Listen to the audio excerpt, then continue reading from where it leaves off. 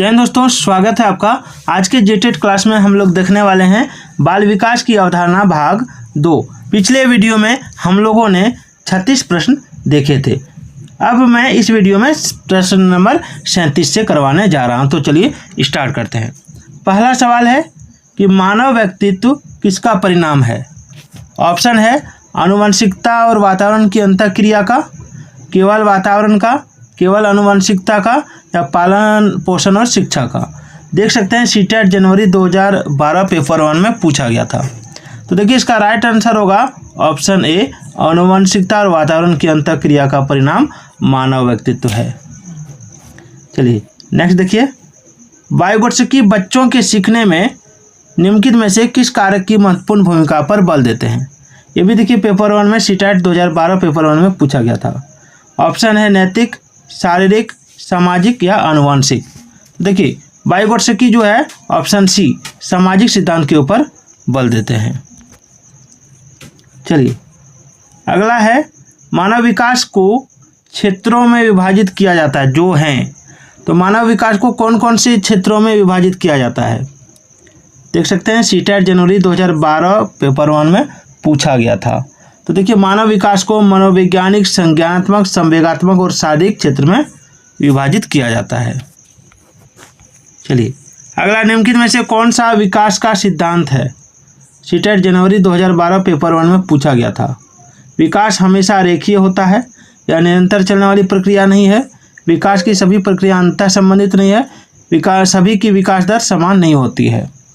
कौन सा विकास का सिद्धांत है। तो ऑप्शन डी जो हो जाएगा। ठीक है, यही जो है यह विकास की दर, एक मिनट को नीचे कर लेता हूँ थोड़ा, यानी ऑप्शन डी जो है सभी की विकास दर समान नहीं होती है। ठीक है, चलिए अगला है, जब बच्चे की दादी उसे उसकी माँ की गोद से लेती है तो बच्चा रोने लगता है, तो बच्चा के रोने का कारण क्या होगा। देख सकते हैं सीटेट जनवरी 2012 पेपर 1 में पूछा गया था। ऑप्शन है संवेगात्मक दुश्चिंता, अजनबी दुश्चिंता, वियोग दुश्चिंता या सामाजिक दुश्चिंता।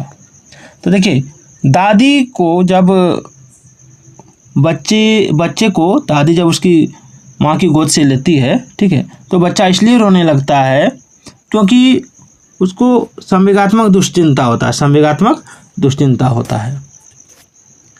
चलिए, कोहलबर्ग के अनुसार शिक्षक बच्चों में नैतिक मूल्यों का विकास कर सकता है कैसे।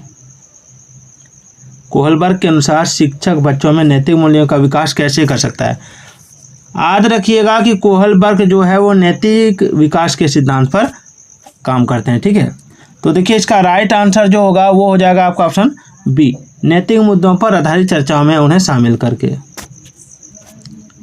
चलिए, पियाजे के संज्ञानात्मक विकास के चरणों के अनुसार इंद्रियगामक यानी संवेदी प्रेरक अवस्था किसके साथ संबंधित है। तो देखिए इसका राइट आंसर होगा आपका ऑप्शन डी, अनुकरण, स्मृति और मानसिक निरूपण के साथ विकास शुरू होता है। विकास कब शुरू होता है। तो देखिए ऑप्शन है उत्तर बाल अवस्था से, प्रसव पूर्व अवस्था से, शिशुवावस्था से या पूर्व बाल अवस्था से। तो इसका राइट आंसर होगा ऑप्शन बी, प्रसव पूर्व अवस्था से। नेक्स्ट है, चिंतन अनिवार्य रूप से है एक डैश। चिंतन अनिवार्य रूप से क्या है। संज्ञानात्मक गतिविधि, मनोगतिक प्रक्रिया, मनोवैज्ञानिक परिघटना या भावात्मक व्यवहार। सीटेट 2012 पेपर 2 में पूछा गया था। यहाँ पर 11 है लेकिन ये 2 है। ठीक है ना, रोमन लिपि से 2 लिखा गया था, 11 हो गया है। तो देखिए इसका राइट आंसर होगा ऑप्शन ए, संज्ञानात्मक गतिविधि। चलिए, पियाजे के अधिगम के संज्ञानात्मक सिद्धांत के अनुसार वह प्रक्रिया जिसके द्वारा संज्ञानात्मक संरचना को संशोधित किया जाता है कहलाती है। क्या कहलाती है। तो देखिए इसको कहते हैं आपका ऑप्शन सी, समावेशन। चलिए अगला है, कोहलबर्ग के अनुसार सही और गलत के प्रश्नों के बारे में निर्णय लेने में शामिल चिंतन प्रक्रिया को क्या कहा जाता है। तो देखिए इसको कहा जाता है ऑप्शन बी, नैतिक तर्कना। निम्नलिखित में से कौन सा मुख्य रूप से आनुवंशिकता संबंधी कारक है। आँखों का रंग, सामाजिक गतिविधियों में भागीदारता, समकक्ष व्यक्तियों के समूह के प्रति अभिवृत्ति या चिंतन पैटर्न। तो इसका आंसर होगा ऑप्शन ए, आँखों का रंग। निम्नलिखित में से डैश के अतिरिक्त सभी वातावरणीय कारक विकास को आकार देते हैं। कौन है? यहाँ पर डैश है, ठीक है ना। पौष्टिकता की गुणवत्ता, संस्कृति, शिक्षा की गुणात्मकता या शारीरिक गठन। तो देखिए इसका राइट आंसर होगा आपका ऑप्शन डी, शारीरिक गठन। चलिए, पियाजे के अनुसार संज्ञानात्मक विकास के किस चरण पर बच्चा वस्तु स्थायित्व को प्रदर्शित करता है? तो देखिए इसका राइट आंसर होगा आपका ऑप्शन डी, पूर्व संक्रियात्मक चरण। बच्चे द्वारा संकल्पना निर्माण के संबंध में निम्नलिखित में से कौन सा कथन सही है? बच्चे द्वारा संकल्पना निर्माण के संबंध में निम्नलिखित में से कौन सा कथन सही है? तो देखिए इसका राइट आंसर होगा ऑप्शन बी, संकल्पना विकास की एक निश्चित संरचनात्मक व्यवस्था होती है। किशोरों के संदर्भ में निम्नलिखित में से कौन सा कथन सर्वाधिक उचित है? तो देखिए इसका राइट आंसर है संवेगात्मक प्रोत्थान की घटना बढ़ जाती है। चलिए, मानसिक विकास की औपचारिक संक्रियात्मक अवस्था की मुख्य विशेषता क्या है? सीटेट मई 2012 पेपर 2 में पूछा गया था। तो देखिए इसका राइट आंसर होगा ऑप्शन ए, अमूर्त चिंतन। चलिए, बच्चों में नैतिक मूल्यों को विकसित करने का सर्वाधिक उचित तरीका क्या है? तो देखिए इसका राइट आंसर हो जाएगा आपका ऑप्शन बी, विद्यार्थियों के सामने एक परिस्थिति रखना और उस पर निर्णय लेने के लिए कहना। निम्नलिखित में से कौन सा चिंतन की प्रक्रिया में सबसे कम महत्वपूर्ण है? निम्नलिखित में से कौन सा चिंतन की प्रक्रिया में सबसे कम महत्वपूर्ण है? तो देखिए इसका राइट आंसर होगा आपका ऑप्शन बी, समस्या। चलिए, नेक्स्ट है व्यक्तित्व विकास में एक महत्वपूर्ण भूमिका का निर्वाह करता है। कौन करता है? व्यक्तित्व विकास में एक महत्वपूर्ण भूमिका का निर्वाह कौन करता है?